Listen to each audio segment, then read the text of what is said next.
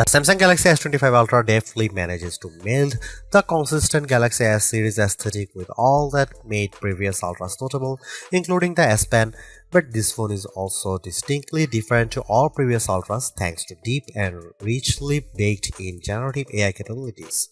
It's a fantastic mix that will please the most ardent Android, Samsung and Google Gemini fans. Is there such a thing as ultimate phone design? That was my first thought as I held the new Samsung Galaxy S25 Ultra and turned it over in my hand. Surely it's lost a bit of identity as it shed the last vestiges of Galaxy Note design and adopted the more familiar and blockier look of its Galaxy S Breathin. The Galaxy S25 Ultra looks not only more like all other S25 phones in the lineup but more like an iPhone than ever before. I don't consider this mimicry. Instead, as I noted above, there may in fact an ultimate smartphone design, and for the Ultra line this shift was inevitable. A moment of sadness, though, for the once iconic Galaxy Note that owned the flagship designation in both looks and functionality. It was the only smartphone virtually industry-wide that included an integrated stylus. Somehow, Samsung has managed this slimmer, lighter and squarer makeover without losing space for the S Pen, which alone is an achievement worth celebrating. Fine, however, people are done talking about the new design, including a slightly larger screen than the S24 Ultra. They will likely become obsessed with the deeply integrated AI experience. With the S25 line, Samsung has effectively blurred the lines between Galaxy AI Bixby's system-level AI actions and Google's Gemini's generative AI capabilities, and Samsung isn't shy about presenting its partners' capabilities. They are accessible through a long press of the power button, and while the connections between Gemini, Google's apps, and Samsung's apps isn't always seamless and automatic, when it works, it's smooth and quite useful. There are promises in here of a deeper understanding of you by watching not just what you do on the phone but how Samsung connected wearables like Galaxy Rings, Galaxy Watch and SmartThings accessories gather data and understanding of your physical and smart home-based activities. Ultimately, that information is presented as part of now brief home screen widgets that give you, among other things, morning and evening briefs. That tracking might sound scary if Samsung hadn't worked closely with silicon partner Qualcomm to ensure that the Snapdragon 8 Gen 8 Elite for Galaxy has a silicon core that's devoted to your personal data engine, and if it weren't for Samsung's liberal use of its Knox security both of the phone and across its ecosystem of devices. In my time reviewing the S25 Ultra, I saw some personal insights in my briefs but not enough for them to be meaningful. I think this is the kind of feature that will bear fruit after weeks of using the phone and essentially training the AI to understand you. AI can be found sprinkled throughout the system, including in photography, which is a good thing since Samsung has done little to upgrade the physical camera array. Of the 5 cameras, only one got an upgrade, the ultra-wide, which is now a 50 megapixel camera. On the other hand, Samsung has upgraded its Pro Visual engine, and as a result, photography is generally even better than on the Samsung Galaxy S24 Ultra. And if your photographic skills aren't up to snuff, you can now ask Gemini to suggest changes based on the quality of your own photos. There are more powerful tools for generating AI images and making AI alterations to existing photographs. Sketch to image is more powerful than ever, and I found that using the S Pen with sketch to image generated incredibly realistic AI editions. Samsung's AI integration also extends to sound. It can recognize music playing in a video or hummed by you, and it's also adept at cleaning up messy audio in videos you shoot. This is a better looking, faster, smarter and longer lasting Ultra than any that's come before it, and it still costs the same $199 US. The Samsung Galaxy S25 Ultra was unveiled at Samsung's Galaxy Unpacked event on January 22. It's available to pre-order now in a choice of 4 colors wherever to buy: titanium silver blue, titanium white silver, titanium grey and titanium black, and 3 more that are exclusive to the Samsung store: titanium jade green, titanium pink gold and titanium jet black. The phone ships in either 256GB or 512GB or 1TB storage configurations, and every variant comes with 12GB of RAM.